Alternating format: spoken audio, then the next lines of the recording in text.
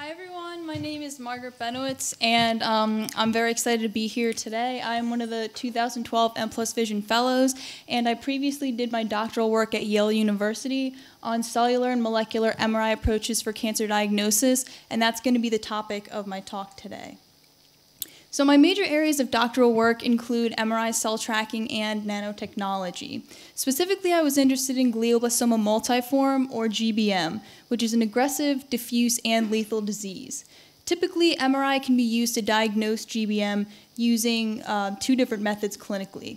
The first being gadolinium-enhanced T1-weighted imaging. So you can see here the tumor is enhanced due to the compromised blood-brain barrier. An alternative approach is using T2-weighted imaging, which highlights the edema that's accumulated within the tumor extracellular space.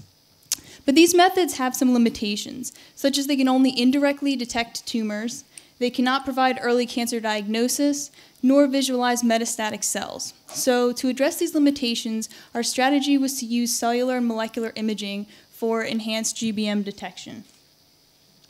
So we had two approaches of detecting tumors. The first using pH-sensitive manganese oxide, PLGA nano and microparticles. Now the manganese oxide particles are T1 contrast agents, so they'll cause bright contrast on T1-weighted MRI. And the interesting thing about our particles is that they're pH sensitive. So as the pH drops from 7.4 to 5, there's a selective generation of bright contrast on MRI. Now, these particles can be used to detect tumors because tumors have a low pH within their extracellular space due to the production of lactic acid.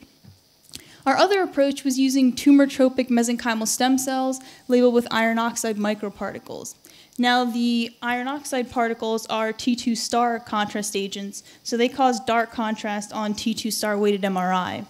Now, these labeled stem cells can be used to detect tumors because the tumors create and secrete molecules called chemoattractants, which can direct stem cell migration.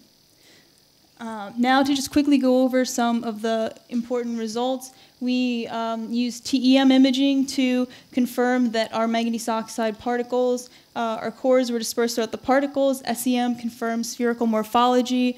And our controlled release experiment confirmed that the Mn2+ was only released at the lower pH condition. And for our alternative approach with the iron oxide labeled stem cells, we saw specific and significant chemotaxis towards our tumor conditioned medium in vitro. And this paradigm was very robust. All of the dark spots here, about 2/3 of them correspond to single labeled stem cells in vivo. And interest going forward, I am open to new exciting research opportunities that are clinically translatable, so definitely feel free to talk to me during some of the breaks. And this is my contact information. Thank you very much.